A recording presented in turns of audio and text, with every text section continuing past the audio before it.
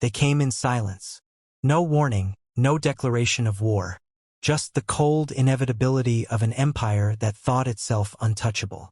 The Zalvator Dominion had wiped out countless species before us. We were just next on the list. The first kinetic rods struck at dawn. Metal spears the size of skyscrapers, accelerating from orbit at 10 times the speed of sound. Cities didn't burn, they shattered. Millions dead before their screams could even reach the air. Plasma bombardments followed, boiling oceans, turning green fields into blackened husks. Radiation pulses targeted infrastructure, frying communication networks and power grids. From their high thrones in orbit, the Zalvator watched. Amused, confident. Another primitive world added to their empire. But humans? We don't break that easily. The first response came from the depths. Subterranean bunkers built for wars we never wanted to fight. Automated defense grids still operational, untouched by their electromagnetic pulse strikes. Tactical AI systems analyzing attack patterns, calculating weaknesses. We were never helpless. We just let them think we were. The Zalvator broadcasted their terms. Surrender, assimilation, compliance. They expected begging. They got silence. Then, something they had never encountered before. Laughter. It started as a single transmission. A voice, calm, almost amused. You bombed us? Adorable. Watch this. The first counterstrike was elegant in its simplicity. Thousands of enemy satellites, wiped from existence in an instant. Our satellites, built to look like relics of an old space program, came to life. Orbital railguns disguised as defunct space junk shredded their reconnaissance network. Without targeting data, their precision strikes became blind guesses. Then came the retaliation. The real one. A Zalvator battleship, Ardent Dominion, patrolled high orbit, monitoring Earth's surface. Its sensors flickered. A distortion, a shadow on the edge of its scanners. Before alarms could sound, the ship tore itself apart. An explosion blossoming from within. They thought they had caught us off guard. They never considered that we might have already been aboard their ships. It wasn't sabotage. It was strategy. For years we watched them, studied them, cracked their encryption, mapped their fleet movements, infiltrated their command structure. When they finally came, we were ready. Across the globe, launch sites activated. Not desperate missile salvos, not last-stand nuclear gambits. Precision strikes. Hypersonic drones slipped past their defenses, planting shaped charges on the underbellies of their warships. Ground-based laser arrays lanced through their orbital supply depots, igniting stored fuel cells. The Zalvator had seen resistance before, but never like this. Their fleet scrambled to reposition. Too late. Human warships, hidden in deep space outposts, moved in formation. They didn't charge blindly into battle. They didn't fire in desperation. They hunted. One by one, Zalvator ships vanished from their own radar. Silent explosions in the void. Every time they tried to regroup, another section of their fleet was gone. It wasn't war. It was eradication. They panicked. They tried to retreat. But we weren't finished. Their command ship, a leviathan of a war vessel, loomed above the ruins of Earth's capital. Its captain sneered, believing himself safe. Then his screens went dark. His controls locked. The ship's own weapons turned inward. A single message scrolled across his screen. We own your systems now. He had enough time to scream before his ship tore itself apart, consumed by its own defenses. Humanity wasn't just fighting back. We were sending a message. Across the stars, Zalvator colonies intercepted our broadcast. The same voice, calm and unshaken. We were never prey. You just didn't realize you were the ones being hunted. Their war council convened, desperate, trying to make sense of what was happening. In their arrogance, they assumed they were superior, that we were just another species to conquer. They didn't understand what they had awakened. This wasn't survival. This was revenge. In the cold vacuum of space, the Zalvator fleet drifted, their once imposing armada now a collection of smoldering wrecks. The few remaining ships limped away, their crews desperate to escape the relentless onslaught of the human forces. On the bridge of the UNS Retribution, Commander Elias Carter watched the retreat with steely resolve. "Status report," Carter demanded, his voice cutting through the hum of the ship's systems. "Enemy fleet is in full retreat, sir," Lieutenant Maya Chun replied, her fingers dancing over the console. "We've sustained minimal damage. All systems operational." Carter nodded, his gaze never leaving the viewport. "Good. Prepare the fleet for pursuit. We can't let them regroup." As the crew sprang into action, Carter's mind raced. The Salvator had underestimated humanity, and now they were paying the price. But this war was far from over. "Commander," Chun spoke up, her brow furrowed. "We're receiving a transmission from High Command. It's Admiral Reyes." "Patch it through," Carter ordered. The holographic image of Admiral Sofia Reyes flickered to life, her expression grave. "Elias, we've intercepted intelligence suggesting the Salvator are planning a counteroffensive. They're rallying their forces at a stronghold in the Epsilon Eridani system." Carter's jaw tightened. "Then we need to strike before they can mobilize." "Agreed," Reyes said. "But be cautious. This could be a trap." "Understood, Admiral. We'll proceed with extreme prejudice." The transmission ended, and Carter turned to his crew. "Set course for Epsilon Eridani. Engage stealth protocols. Let's show them what happens when they threaten Earth." The Retribution and its accompanying fleet slipped into faster-than-light travel, the stars stretching into streaks of light as they hurtled toward their target. As they approached the system, the ships cloaked themselves, becoming invisible to enemy sensors. "Entering the Epsilon Eridani system," Chun reported, detecting multiple Salvator vessels. "They've established a defensive perimeter around the fourth planet." Carter studied the tactical display, noting the positions of the enemy ships. "They're expecting a frontal assault. Let's not give them the satisfaction. Deploy the drones." Swarms of autonomous drones launched from the human vessels, their small sizes and stealth capabilities allowing them to slip past the Salvator defenses undetected. As they infiltrated the enemy fleet, the drones transmitted real-time data back to the Retribution. "Targets acquired," Chun confirmed. "Awaiting your command." "Initiate attack pattern Omega," Carter ordered. "All ships, engage at will." The drones unleashed a coordinated assault, disabling key systems on the Salvator ships.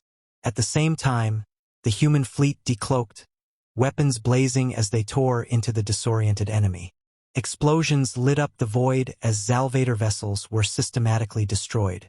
The few that attempted to flee were swiftly hunted down, their engines crippled by precise strikes. "Enemy fleet neutralized," Chun reported, a note of satisfaction in her voice. "Well done," Carter said. "Begin salvage operations. Let's see what we can learn from their technology." As the crew set to work, Carter allowed himself a moment to reflect. The Salvator had sought to dominate humanity, but they had only succeeded in uniting them. Now the hunters had become the hunted. Back on Earth, news of the victory spread like wildfire. In cities still bearing the scars of the initial assault, people gathered around screens, cheering as footage of the battle played. The message was clear: humanity would not be subjugated. In a war room deep beneath the surface, Admiral Reyes convened with other military leaders. "The tide is turning," she said, her voice resolute. "But we must remain vigilant. The Salvator won't go down without a fight." General Marcus Shaw, a grizzled veteran with a stern demeanor, nodded. "We need to take the fight to their home territory. Show them that no one attacks Earth and gets away with it." "Agreed," Reyes replied. "But we must be strategic. Our resources are not limitless." Dr. Aisha Patel, a leading scientist in xenotechnology, leaned forward. "The salvage teams have recovered valuable data from the enemy ships. We believe we can adapt their technology to enhance our own capabilities." Reyes considered this. "How long will it take?" "With dedicated resources, we can have prototypes ready within weeks," Patel answered. "Make it a priority," Reyes ordered. "Every advantage counts." As humanity rallied its forces, the Salvator faced turmoil within their ranks. On their homeworld, Supreme Commander Zalthor seethed with rage. How could this happen? He demanded, his voice echoing through the grand hall. His advisors exchanged uneasy glances. The humans are more resilient than we anticipated, one ventured. They've adapted quickly. Then we must crush them before they become a true threat, Zalthor declared. Prepare the armada. We will show them the might of the Salvator Dominion. But even as they plotted their next move, dissent simmered among the Salvator populace. Whispers of discontent spread, questioning the wisdom of provoking such a relentless adversary. In the shadows, a faction of Salvator conspirators met in secret. Our leaders have led us into a war we cannot win, one said, his voice low. The humans fight with a ferocity we've never seen. We must find a way to end this conflict, another agreed, before it destroys us all. As both sides prepared for the battles to come, the fate of two civilizations hung in the balance. The Salvator had sought to subjugate humanity, but they had awakened a force that would not be tamed. And in the depths of space, the war raged on. In the aftermath of their initial defeat, the Salvator Dominion reeled from the unexpected ferocity of humanity's counterassault. Their once unquestioned supremacy now faced a formidable challenge, and the cracks within their empire began to widen. Supreme Commander Zalthor convened an emergency council, his visage betraying uncharacteristic concern. Our intelligence was flawed, he admitted, his voice resonating through the grand chamber. We underestimated the humans' resilience and technological prowess. High strategist Veklar, known for his analytical mind, leaned forward. Their unconventional tactics have disrupted our supply lines and sown discord among our ranks. We must adapt or risk further losses. Zalthor's eyes narrowed. What do you propose? Deploy our advanced bioweapons, Veklar suggested. Unleash the Xyrix plague upon their colonies. It will cripple their infrastructure and morale. A murmur of unease rippled through the council. The use of bioweapons was a line rarely crossed, even by the Dominion. Yet desperation clouded their judgment. Proceed, Zalthor commanded, silencing dissent. Ensure there are no traces leading back to us. Meanwhile, aboard the UNS Retribution, Commander Elias Carter and his crew analyzed intercepted Salvator communications. Lieutenant Maya Chen's fingers danced over her console as she decrypted the messages. Commander, Chen reported, her voice tinged with urgency. The Salvator are planning to deploy a bioweapon called the Xyrix plague. Target: our outer colonies. Carter's jaw tightened. Initiate quarantine protocols for all colonies. Alert medical teams to prepare for containment and treatment. Dr. Aisha Patel, the ship's chief medical officer, joined the briefing. The Xyrix plague is notorious for its rapid mutation and high mortality rate. Developing a countermeasure will be challenging. Do whatever it takes, Carter urged. We can't afford to lose more lives. As Patel and her team raced against time to engineer a vaccine, Carter strategized with his tactical officers. We need to hit their bioweapons facility before they can launch another attack. The Retribution and a select fleet embarked on a covert mission to infiltrate Salvator space. Utilizing advanced stealth technology, they evaded enemy patrols and arrived at the heart of the Dominion's bioweapons research, the isolated planet of Xyrix Prime.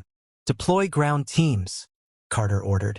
Our objective is to destroy their production capabilities and retrieve any data on the plague.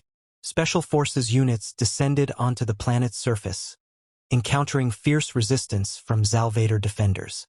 Amidst the chaos, Sergeant Alex Ramirez led his squad through the labyrinthine facility. Plant charges on those reactors, Ramirez instructed, his voice steady despite the firefight. We need to ensure this place is reduced to rubble. As explosions rocked the complex, Corporal Jenna Lee accessed the central database, downloading critical information about the Xyrix plague. Data secured, Sarge, Lee confirmed, her eyes scanning the rapidly filling progress bar. Good. Fall back to extraction point, Ramirez commanded. The team exfiltrated under heavy fire, but their mission was a success. With the facility destroyed and the data in hand, humanity gained a crucial advantage. Back aboard the Retribution, Dr. Patel analyzed the recovered information. This data provides insight into the plague's genetic structure. We can now develop an effective vaccine. Carter nodded, relief evident on his face. Excellent work, Doctor. As the vaccine was distributed across human colonies, the tide began to turn. The Zalvator's bioweapon had been neutralized, and their strategic advantage eroded. In a desperate bid to regain control, the Dominion resorted to scorched earth tactics, obliterating entire planets to prevent them from falling into human hands. The galaxy watched in horror as the Zalvator's true nature was laid bare. But humanity's resolve only strengthened. United by a common threat, former adversaries forged alliances, pooling resources and knowledge to combat the Dominion. On the Zalvator homeworld, dissent simmered. Citizens questioned the morality of their leaders' actions, and whispers of rebellion grew louder. High strategist Veklar, once a staunch supporter of the war, now harbored doubts. In clandestine meetings with like-minded officials, he voiced his concerns. Our path leads to ruin, Veklar warned. The humans have shown resilience and adaptability. Continuing this war will only hasten our downfall. Then what do you suggest? An advisor inquired, skepticism evident. Negotiation, Veklar proposed. A ceasefire, followed by diplomatic discourse. It's our only chance for survival. The suggestion was met with resistance, but the seeds of change had been sown. As humanity's forces closed in on the Zalvator core systems, Supreme Commander Zalthor faced a choice. Persist in a war that was increasingly unwinnable or seek an alternative path. In a broadcast transmitted across the galaxy, Zalthor addressed both his people and humanity. We have underestimated each other, Zalthor conceded, his tone measured. Continued conflict will lead to mutual destruction. I propose a truce, so we may explore a path to peace. The galaxy held its breath, awaiting humanity's response. Commander Carter, representing Earth's unified government, replied with cautious optimism. We are willing to discuss terms. But know this, any aggression will be met with unwavering resistance. Thus, tentative steps toward peace began. The war had revealed the depths of humanity's resilience and the cracks within the Dominion's facade. The future remained uncertain, but one truth had emerged. The indomitable spirit of humanity could not be extinguished. In the aftermath of the tentative truce, humanity and the Zalvator Dominion stood at a crossroads, their fates intertwined by the brutal conflict that had ravaged both civilizations. The galaxy watched with bated breath as diplomats from Earth and the Zalvator convened on neutral ground, a barren moon orbiting a distant gas giant, to negotiate the terms of a lasting peace. Commander Elias Carter, representing Earth's interests, faced Supreme Commander Zalthor across the negotiation table. The atmosphere was tense, the weight of countless lives lost hanging heavily over the proceedings. Let us be clear, Carter began, his voice steady but firm. Humanity seeks peace, but not at the cost of our sovereignty or security. We will not tolerate further aggression. Zalthor's expression was inscrutable, his alien features betraying little emotion. The Dominion acknowledges the resilience and strength your species has demonstrated. We propose a mutual non-aggression pact and the establishment of defined borders to prevent future conflicts. As the negotiations unfolded, both sides made concessions. The Zalvator agreed to withdraw their forces from contested territories, while humanity pledged to cease their advance into Dominion space. Trade routes were established, and a framework for cultural exchange was put into place, fostering a tentative trust between the former adversaries. Back on Earth, the scars of war were evident. Cities lay in ruins, and countless families mourned the loss of loved ones. Yet, amid the devastation, there was a burgeoning sense of hope. Reconstruction efforts commenced, with communities banding together to rebuild what had been destroyed. In the heart of one such city, Dr. Aisha Patel oversaw the development of advanced medical facilities, utilizing technology salvaged from the conflict. We have a unique opportunity, she addressed her team. to integrate Zalvator medical advancements with our own, improving healthcare for all of humanity. The collaboration extended beyond medicine. Scientists and engineers from both civilizations worked side by side, sharing knowledge and forging innovations that neither could have achieved alone. This exchange led to the development of new energy sources, environmental restoration projects, and advancements in space travel. Despite the progress, not all were content with the newfound alliance. On the fringes of both societies, extremist factions viewed the cooperation as a betrayal. In hidden enclaves, they plotted to reignite hostilities, unwilling to let go of their deep-seated animosities. In response, a joint task force was established to root out these insurgents. Commander Carter and High Strategist Veklar, once foes on the battlefield, now found themselves allies in preserving the fragile peace. "Trust is earned," Veklar remarked during a strategic meeting. "Our peoples have much to atone for. We must be vigilant against those who would see us return to war." Carter nodded in agreement. "Agreed. Unity is our strength now.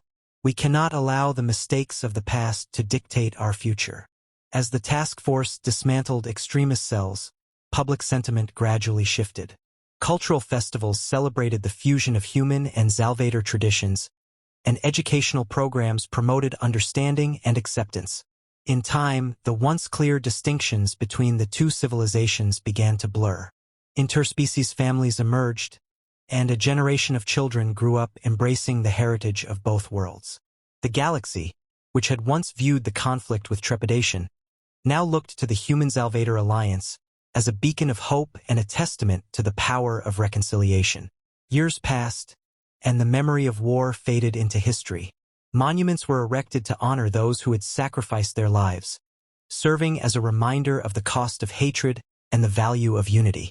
On the anniversary of the truce, a grand ceremony was held on the same moon where the peace negotiations had taken place. Leaders from across the galaxy gathered to commemorate the occasion. Commander Carter, now an elder statesman, addressed the assembly. "We stand here today not just as representatives of our respective species, but as a testament to what can be achieved when we choose cooperation over conflict. Our alliance has not only rebuilt our worlds, but has also paved the way for a brighter future for all." Supreme Commander Zalthor, his once imposing figure now tempered by age and experience, added, "Let this day serve as a reminder that even the deepest wounds can heal, and that together, we can overcome any challenge." As the ceremony concluded, a fleet of ships, crewed by both humans and Zalvator, embarked on a mission of exploration, venturing into uncharted regions of the galaxy. Their journey symbolized the boundless potential of a united civilization, ready to face whatever lay beyond the stars. In the end, the war that had once threatened to annihilate two worlds became the catalyst for an unprecedented era of peace and prosperity. The legacy of those who had fought and fallen was honored not through continued strife, but through the enduring commitment to harmony and the shared pursuit of knowledge. And so, humanity and the Zalvator Dominion, once bitter enemies, forged a new destiny together, one defined not by the shadows of their past, but by the limitless possibilities of their collective future.